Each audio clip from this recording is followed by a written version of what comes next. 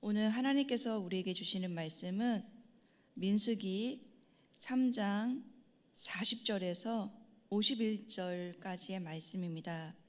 구약 성경은 199쪽에 있습니다. 오늘 하나님께서 우리에게 주시는 말씀은 민수기 3장 40절에서 51절까지의 말씀입니다.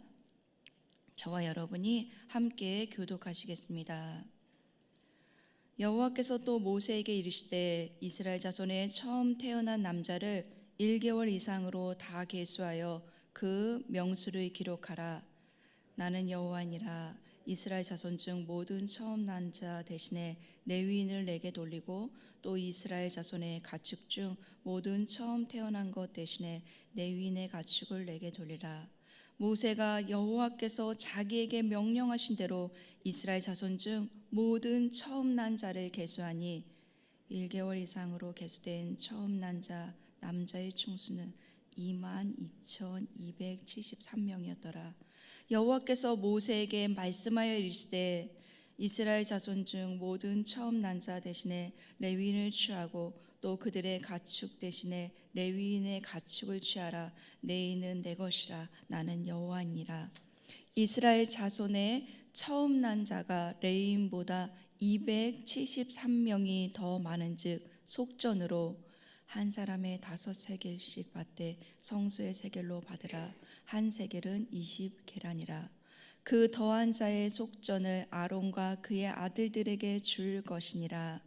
모세가 레위인으로 대속한 이외의 사람에게서 속전을 받았으니 곧 이스라엘 자손의 처음 태어난 자에게서 받은 돈이 성소의 세겔로 1365세겔이라.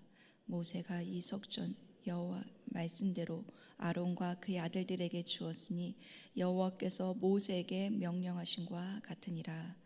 아멘. 네, 혹시 저 뒤에 히터를 좀 꺼주실 수 있으실까요? 감사합니다.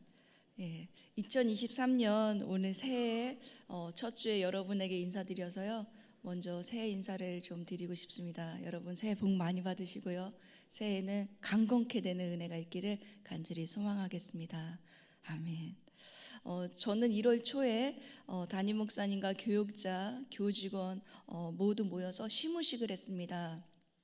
시무식 때 저희는요 한 명씩 돌아가면서 말씀을 읽고 각자 받은 말씀을 이렇게 함께 나누는 시간이 있었습니다. 각자 받은 말씀은 다 달랐지만 이렇게 하나님이 동일하게 역사하신 그 각자의 주시는 말씀과 은혜가 있어서 저는 그 시간이 개인적으로 감사하고 새해를 다짐하는 귀한 시간이었습니다. 그리고 마무리는 담임 목사님께서 올해 나에게 주시는 하나님의 말씀이 무엇인지 먼저 듣고 그 말씀에 순종하면서 살 수 있도록 성령의 기름 부으심을 구하자는 기도로 시무식은 기도로 마무리를 했습니다. 그러면서 저는 다짐하기를 오늘도요 주님이 주시는 말씀이 무엇인가 먼저 듣고 함께 나누려고 노력은 했습니다. 또 그때 시무식 때 받았던 이 말씀이 그 함께 나눴던 말씀은요 민수기 3장 초반의 말씀이었는데 오늘 말씀은 민수기 후반의 말씀입니다. 레위기와 민수기는 아주 비슷합니다. 그래서 레위기와 민수기는요 제사장과 레위인에 대한 이야기가 많이 나오고 있습니다.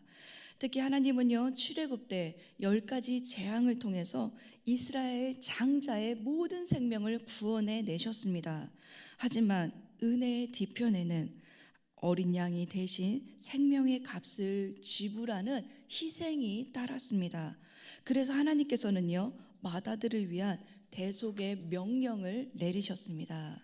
첫째, 맏아들을 위한 대속은요 하나님의 소유임을 선언하는 것입니다. 본문 41절의 말씀인데요 우리 함께 읽어보시겠습니다. 시작. 나는 여호와라. 이스라엘 자손 중 모든 처음 난 자 대신에 레위인을 내게 돌리고 또 이스라엘 자손의 가축 중 모든 처음 난 것 대신에 레위인의 가축을 내게 돌리라. 아멘. 본문에서 레위인을 내게 돌리라는 의미는요 유월절 사건에 기반하고 있습니다. 출애굽의 마지막 10가지 재앙은 모든 장자가 죽는 것이었습니다. 하지만 하나님은 이스라엘의 모든 장자를 죽이지 않고 어린 양의 피로 그들의 생명을 보호하셨습니다. 또한 하나님께서는 가축의 첫 태생까지 모두 살리셔서 그들을 건져냈습니다. 그래서 죽음이 넘어가는 유월절을 그들은 은혜롭게 지낼 수 있었습니다.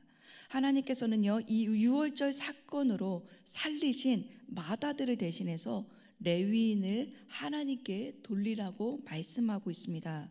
즉 이스라엘 백성의 장자를 대신해서 하나님은 레위인을 하나님의 소유로 삼으신다고 말씀하고 있는 것입니다. 이것이 레위인을 내게 돌리라는 의미입니다.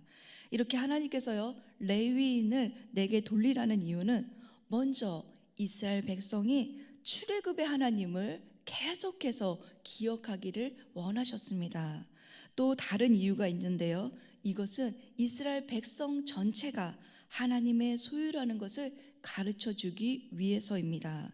본문 45절의 말씀인데요, 함께 읽어보시겠습니다. 시작.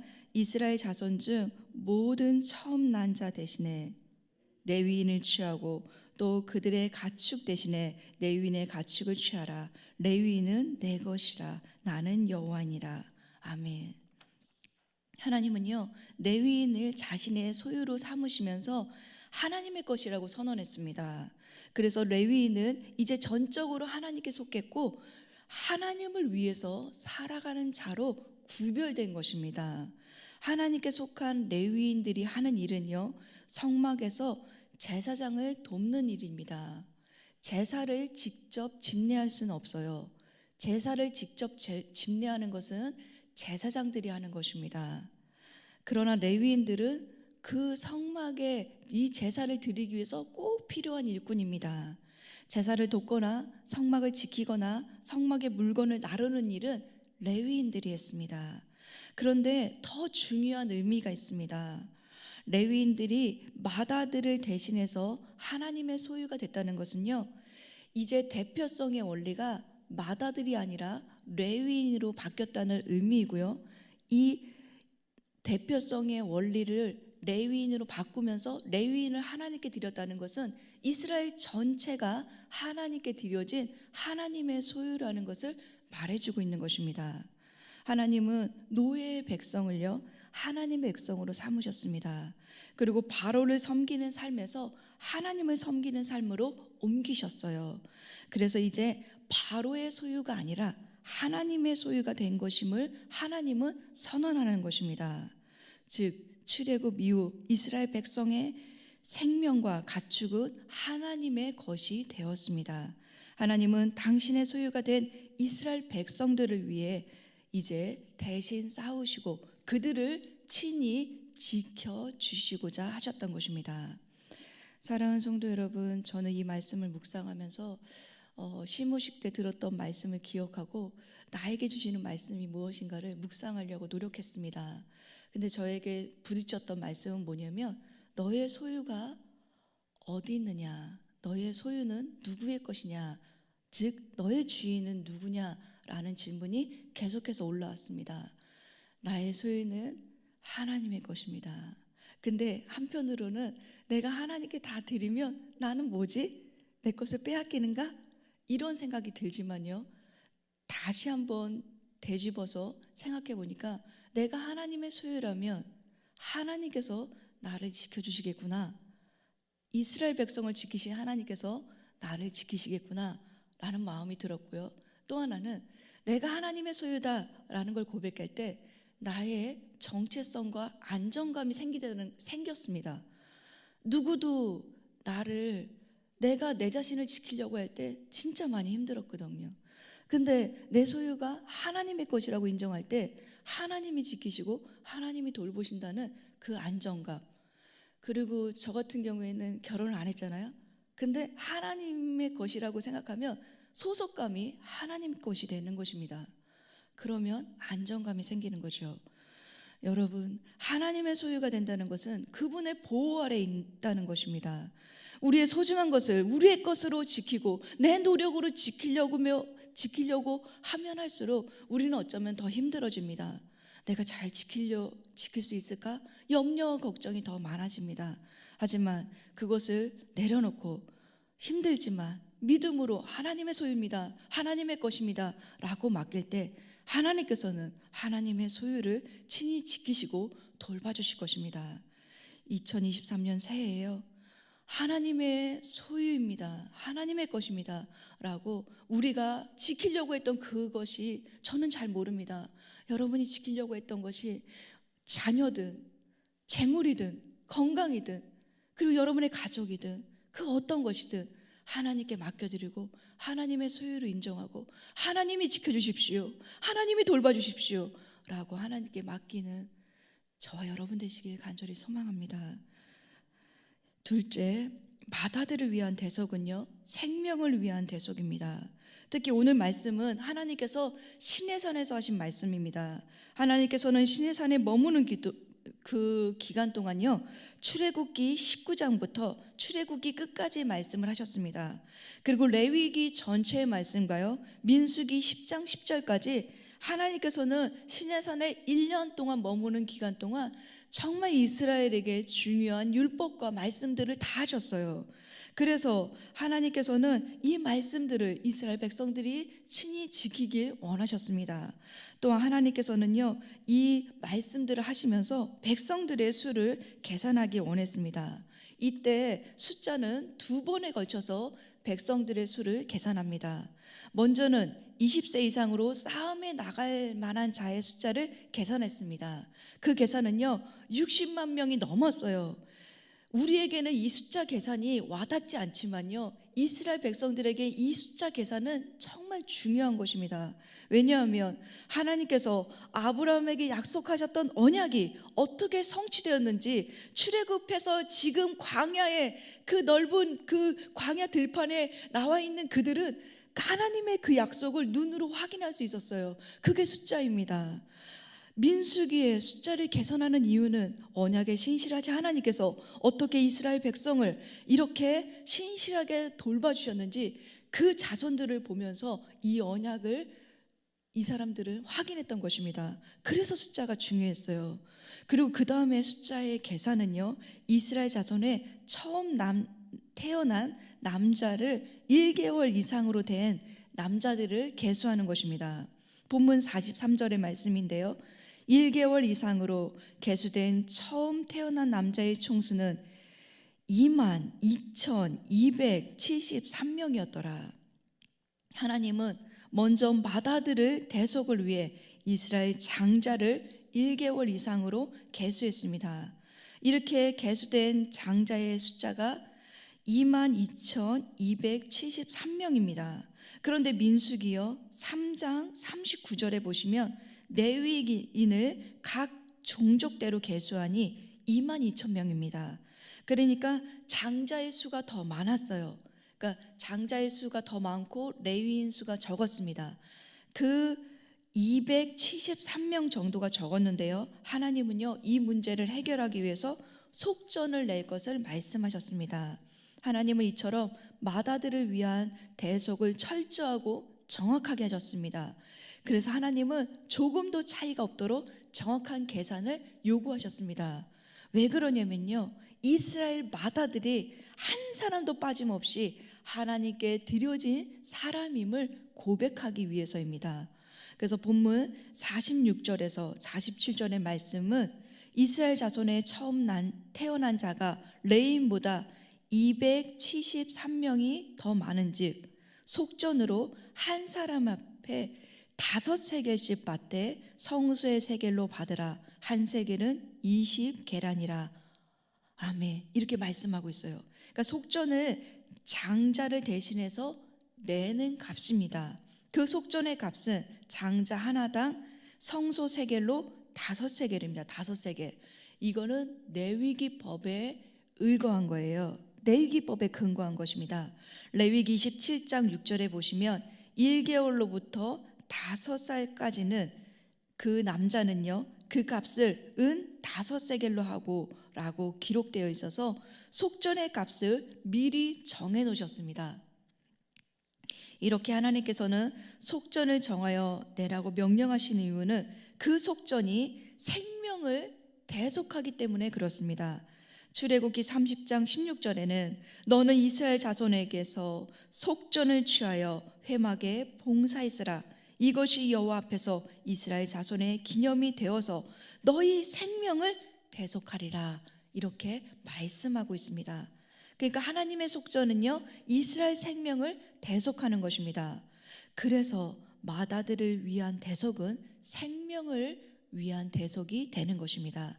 즉 맏아들을 위한 대속으로 속전은 그들의 생명을 살리기 위한 것이지 하나님이 그 돈을 받고자 하는 것이 아닙니다. 하나님은요, 생명을 대속하기 위해서, 이스라엘을 구속하기 위해서 하나님 자신이 먼저 큰 대가를 치르셨습니다. 하나님은 죄 없는 어린 양을 죽여서 그 피로 이들을 다 살려냈어요. 하나님은 먼저 이들을 살리기 위해서 속전을 요구하신 것입니다. 사랑하는 성도 여러분, 하나님은 우리의 구속을 위해서도요, 큰 대가를 치르셨습니다. 갈라디아서 1장 4절에 보면 그리스도 하나님 곧 우리 아버지의 뜻을 따라 이 악한 세대에서 우리를 건져 주시려고 우리의 죄를 대속하기 위해서 자신의 몸을 주셨으니 라고 말씀하고 있어요. 우리는 은혜로 구원을 받았습니다. 하지만 우리를 대속하기 위해 하나님은 자신의 아들을 대속 제물로 하나님의 어린 양을 친히 그 생명의 속전으로 내어 주셨습니다. 그래서 맏아들을 위한 대속은요, 하나님이 살리고자 하는 것이고 그들의 생명을 구속하고자 하는 것이지 그들에게 돈을 받고자 하는 것이 아닌 것입니다. 우리의 대속 사건 뒤에도 하나님의 큰 대가 지불이 있었습니다. 이것은 사랑입니다. 하나님께서는 우리 모두를 살리시고 구원하셨습니다. 우리 모두가 하나님의 것으로 인정되기를 하나님은 원하십니다. 우리의 소유를 우리가 지키려고 할 때 불안하지만요, 우리의 소유를 하나님의 것입니다, 하나님 것입니다 라고 얘기할 때 하나님께서 우리를 지켜주실 것입니다. 근데 여러분, 중요한 게 있습니다. 우리가 하나님의 소유가 안 되면 다른 편의 소유가 됩니다. 내 것은 내 것입니다 라고 하는 건 없어요. 여러분 생각해 보십시오. 우리가 하나님의 소유가 안 되면 우리는 다른 진영 사단의 것이 될 수 있습니다. 그래서 하나님은 아니야, 너희는 내가 예수 그리스도의 피로 구속했어, 너희는 내 것이야, 내 것이야 라고 말씀하시는 거예요. 여러분, 하나님은요, 우리를 소유 삼으시기 원하신다 라고 말씀하실 땐 베드로전서 2장 9절의 말씀처럼 거룩한 백성, 그리고 하나님의 소유된 자로 하나님이 지키시고 보호하시고 하나님 편에 속해서 하나님이 여러분에게 생명과 하나님의 은혜를 공급하시기 위해서인 것입니다. 우리가 이 시간 우리의 소유를 분명하게 합시다. 우리의 주권이 하나님께 있습니다 라고 고백합시다. 그리고 그 보호 아래에서 이 2023년을 시작하는 저와 여러분 되시길 간절히 소망합니다. 아멘. 기도하겠습니다. 하나님 아버지, 2023년 새해 하나님과의 관계를 예배와 말씀과 기도로 시작할 수 있게 하셔서 감사합니다. 먼저 하나님께서 우리에게 주시는 말씀이 무엇인가 듣고 순종하려고 하나님, 우리가 다시 말씀 앞에 섰습니다.